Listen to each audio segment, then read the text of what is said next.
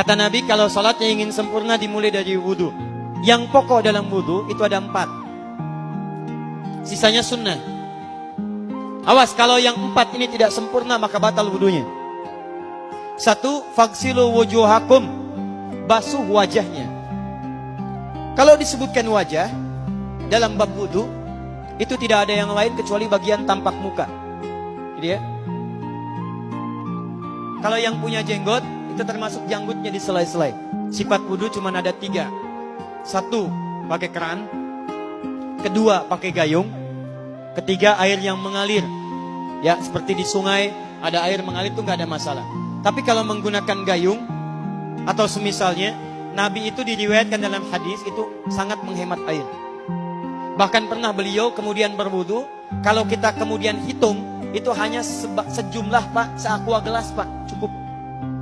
Atau yang kedua, menggunakan keran ya. Kalau sekarang kita ada keran, contoh ini kerannya. Ya. Kerannya agak tinggi sedikit. Dan kita sesuaikan. Ambil airnya. Misal contoh, Ghosala itu bukan ditumpahkan, ambil air, tumpahkan di tempat yang akan dibasuh gini. Yang telunjuk itu kemudian menghapus atau menghilangkan kotoran di sela-sela mata, contoh. Yang jempol menghilangkan kotoran di sela-sela telinga bagian belakang di sini.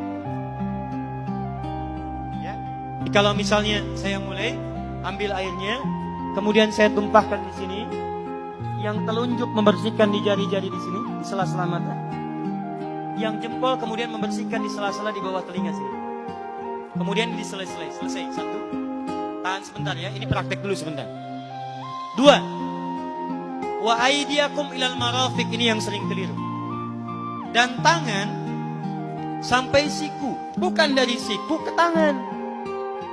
Jadi saat kita mengambil air wudu, ambil airnya, tumpahkan dari sini ilal marafiq sampai ke siku ke sini.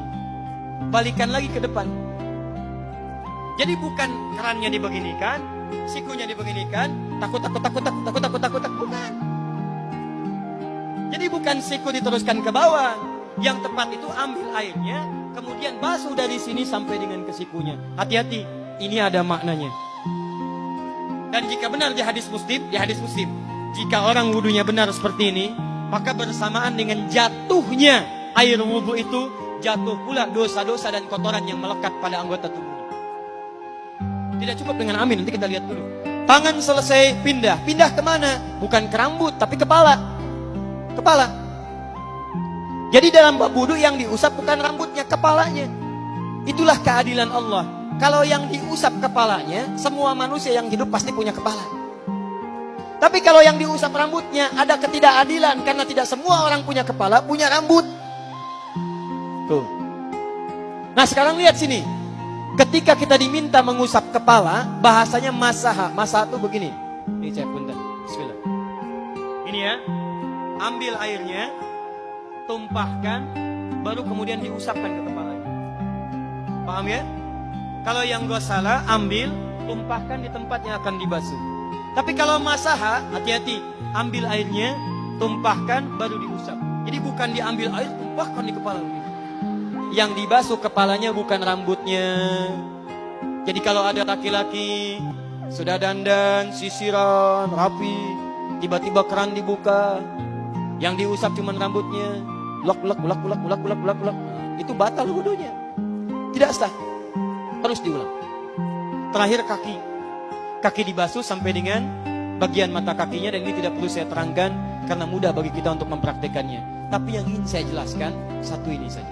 Perhatikan baik-baik. Yang 4 ini wajib wudu. Tambahannya sunnah. Niat dimasukkan dalam wajibnya. Lihat sini. Kumur-kumur sunnah. Telinga sunnah. Istinsyak sunnah. Yang 4 ini wajib.